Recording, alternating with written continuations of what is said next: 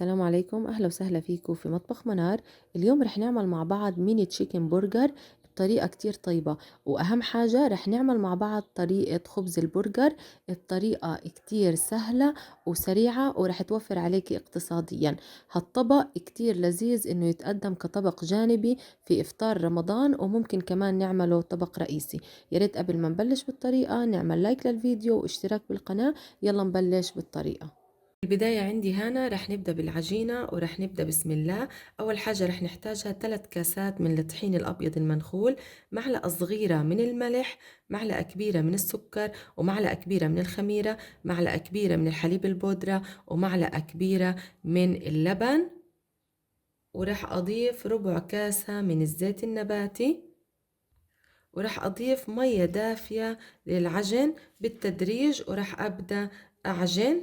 طبعا بإمكانك تعجني على العجانة، لكن أنا رح أعجنها على إيدي عشان اللي مش متوفر عنده العجانة يعمل مثلي.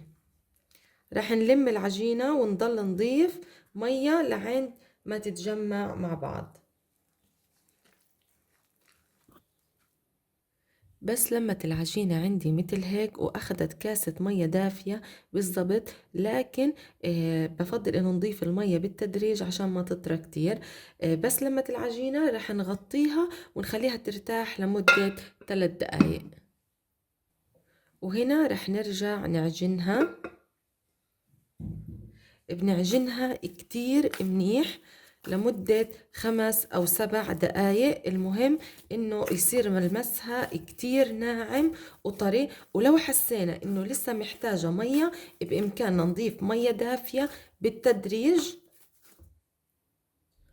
وهنا بعد العجن المستمر من 5 ل7 دقايق رح نرجع نغطيها ونلفها بفوطة دافية ونخليها ترتاح من نص ساعة لساعة حسب دفاوة الجو.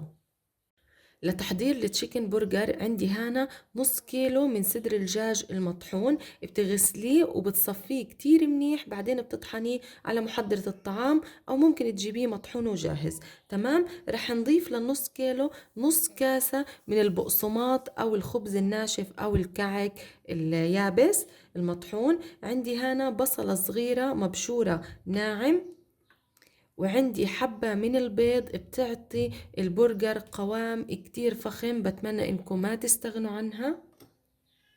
وعندي معلقة صغيرة من الملح، نص معلقة صغيرة من الفلفل الأسمر، نص معلقة صغيرة من الحبهان، معلقة كبيرة من بهارات الدجاج، ومعلقة صغيرة من البابريكا، وعندي نص معلقة صغيرة من الصلصة. رح نعجن المكونات بإيدنا ونبدأ بسم الله.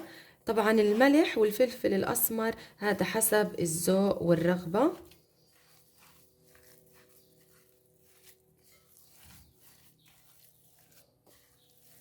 وهيك البرجر صار جاهز مثل ما انتم شايفين. اللون قديش حلو، وما تتخيلوا الريحة قديش شهية.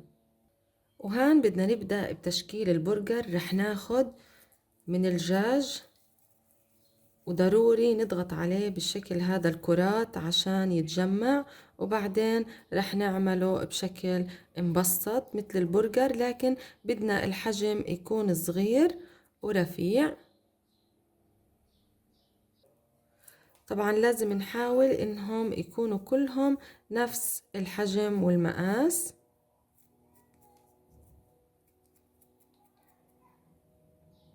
وعندي هان جهزت الميني برجر مثل ما انتم شايفين. عندي كمية النص كيلو من الدجاج بتعمل حوالي 30 حبة من الميني برجر. هلا عشان انا رح استخدمه طبعا لازم احط تحته نايلون عشان يساعدني اني اشيل القطعة مثل هيك واقليها. تمام. هلا عشان انا رح استخدمه بنفس اليوم رح اغطيه بنايلون واحتفظ فيه في الثلاجة لوقت الاستخدام. لكن لو انت بدك تخزنيه بالفريزر بتحطي بين كل قطعة وقطعة نايلون او ورق زبدة، وبتسكريه كتير منيح وبتحطيه بالفريزر بيقعد معاكي من شهر لشهر ونص. الآن العجينة صارت جاهزة وارتاحت لمدة ساعة إلا ربع. رح أقطع العجينة، شوفوا بالأول كيف الطراوة بتجنن. رح أقطع العجينة لكرات صغيرة متساوية. شايفين كيف ملمسها قديش ناعم. طبعا لازم نحاول انه الكرات تكون متساوية. عندي هان قطعتهم مثل ما انتو شايفين كرات صغيرة.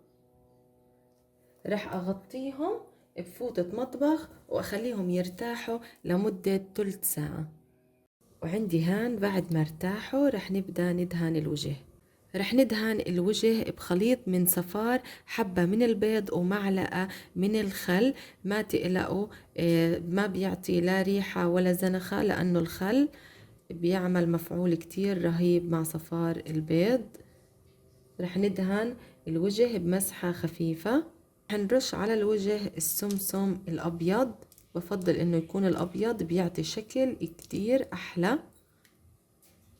وهلأ رح نفوت الخبز على فرن حامي ورح نخبزهم على حرارة أعلى من المتوسطة بشوية، يعني بنقدر نخبزهم من 200 ل 220.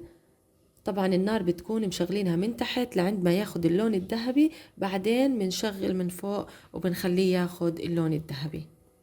خبز البرجر صار جاهز، مثل ما انتو شايفين قديش شكله بشهي.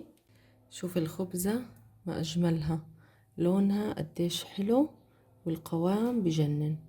وهان رح نبدأ نقلي البرجر. حطيت مقلاية على النار غير لاصقة وشوية من الزيت النباتي، بس صار حامي. رح أنزل الميني برجر،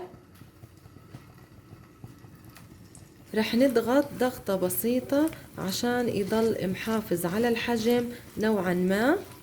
طبعا النار تكون هادية تماما عشان يستوي الدجاج، مع العلم انه بيستوي بسرعة لانه مفروم وناعم. بس يستوي من الجهة اللي تحت رح نقلب البرجر. شايفين اللون الذهبي الحلو؟ هيك كفاية. رح نقلبه لعند ما يستوي. طبعا ما ننسى نضغط على الحبات. وهيك الميني برجر صار جاهز ورح نطلعه من الزيت. شوفي كيف من الداخل مثل الجاهز، كتير بشهي. رح نبدأ بتشكيل الميني برجر. أول حاجة رح نوزع قطع من الخس. رح نضيف التشيكن برجر، ورح نوزع شرايح من الجبنة. رح نضيف شرحة صغيرة من البندورة. بدأ نسكر البرجر. وعندي هان عود أسنان، ورح أضيف مخلل الخيار. شوفوا الجمال. وهيك الميني برجر صار جاهز. طبعا بينفع تقدموه سخن أو بارد، وبنفع كمان طبق رئيسي، وبنفع مقبلات. شوفوا قديش شكله بشهي، وأكيد طعمه طيب عن جد واو.